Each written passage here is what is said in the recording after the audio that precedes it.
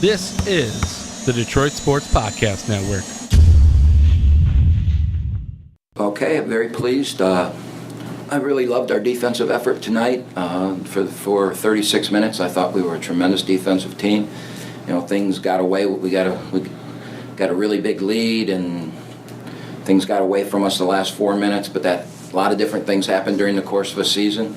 You have to play through those things, and you learn from your mistakes.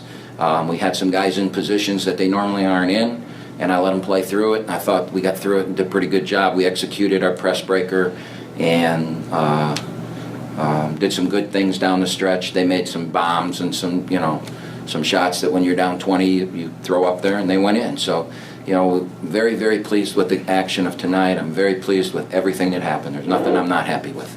Questions for Coach?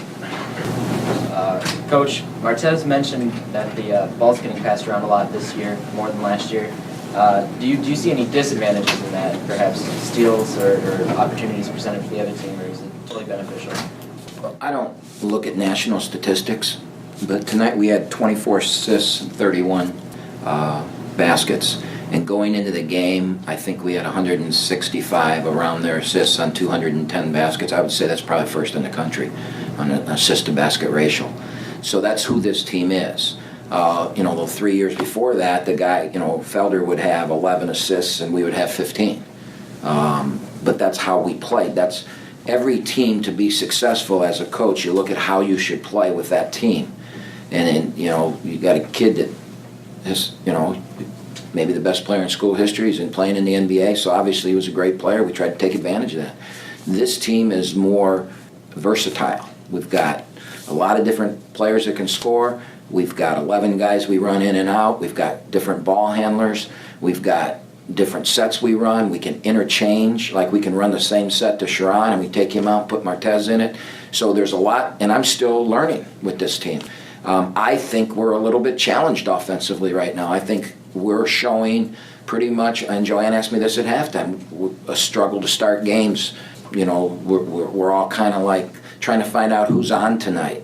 But we've been consistent on defense, and so when we've struggled offensively, we've been able to stay in games, and then eventually we find who to go to, and eventually we start flowing, and in every game we've played, we've had a 13-point lead or higher in every game we've played this year. That's 9 games now. That's saying something. And you could say, well, this team's not very good, but historically, Bowling Green's really good in basketball. Historically, Western Michigan's very good in basketball. Historically, Nevada, Cal Davis. I mean, we've played good names. And maybe, Oral Roberts obviously wasn't your father's Oral Roberts, the other night. But still, that's a good name. And we just got to play who shows up. And the thing that we're doing is maybe we're making them look maybe not as good as they are either because of our defense. So this idea that the ball gets moved around and we get a lot of assists, that's just who this team is, and I think you'll see that all year. Greg, what message are you giving to the team before the game to maybe overcome some of the challenges to start the game offensively?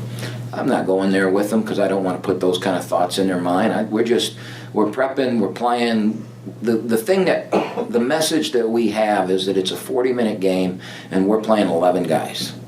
And I think everybody you've seen has worn out in those games. Now tonight, the last 4 minutes didn't go very well, but sometimes things are going to happen. They threw some shots in that gave them some juice. We had 20-some point lead. There was nothing to panic about.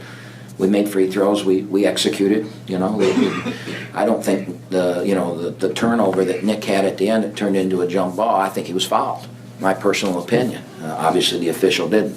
I thought they were trying to foul him on purpose. But other than that play, I think we handled everything, and they just threw some stuff in. And during the course of 35, 40 games, that's going to happen. We handled it well, took the win.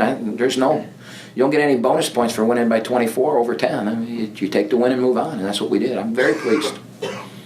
Anything else? Talking about newer members on the team, where was the motivation in changing Braylon Neely's number from 11 to 1, the jersey number? Well, he thinks he's the best player in the country, so he wants to wear number 1. Oh, okay. No. Here was the motivation.